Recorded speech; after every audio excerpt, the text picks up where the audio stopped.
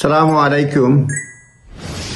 যেটা বলবো যে স্টুডেন্টদের ব্যাপারে কি ধরনের প্রপোজাল আসছে। আমরা জানি স্টুডেন্ট স্পন্সরদেরকেও মেনটেন করতে হয়।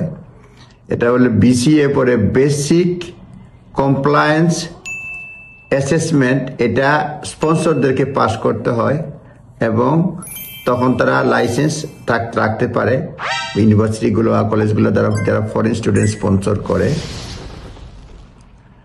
হোয়াইট পেপার প্রপোজ করছে minimum pass required for each metric 5%, means course enrolment rate of sponsor must be at least 95% থাকতে হবে। Completion at the rate of 90% থাকতে হবে।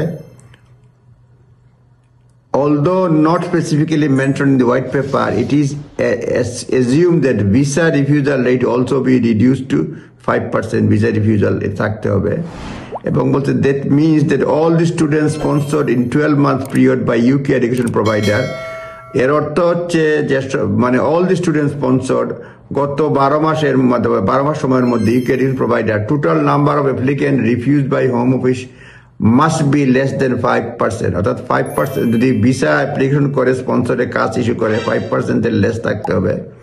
হ্যাঁ, সুতরাং 5% এর 6% হলে লাইসেন্স চলে যাবে। অর্থাৎ বিসিএ বেসিক কমপ্লায়েন্স অ্যাসেসমেন্ট এটা কঠিন করেছে ইউনিভার্সিটি স্পন্সরদের জন্য। এর বাইরে রয়েছে যে আপনার অনেকগুলো বিষয় রয়েছে। হোম অফিস ইন্ট্রোডিউস করবে এই যে স্পন্সরদের জন্য, যেটা পাবলিক দেখতে পারবে, খুবই ক্ষতিকর, রেড, আম্বার এবং গ্রিন রেটিং স্পন্সরদের। সুতরাং যাহা গেল রেড মানে এখানে কেউ ছাত্র আসবে না, ব্যবসা বন্ধ। আম্বার হলেও মোটামুটি, গ্রিন হলে ঠিক আছে।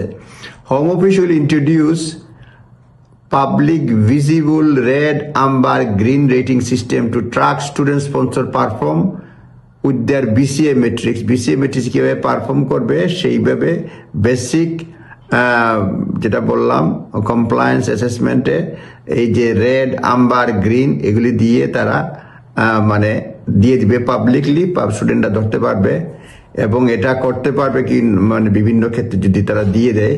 সুতরাং at a time when finance are already under strain, losing valuable income of the internal student would also have significant adverse impact থাকবে। আরেকটা হচ্ছে 6% levy. According to white paper, government will explore introducing 6% levy of internal student tuition fee income received by higher education provider. Higher education provider এর উপরে 6% তারা Levy মানে চালু করবে, শুল্ক মানে ট্যাক্স চালু করবে। This would reinvested into a higher education skill system and further এটা এগুলি ইনভেস্ট করবে সরকার বলছে।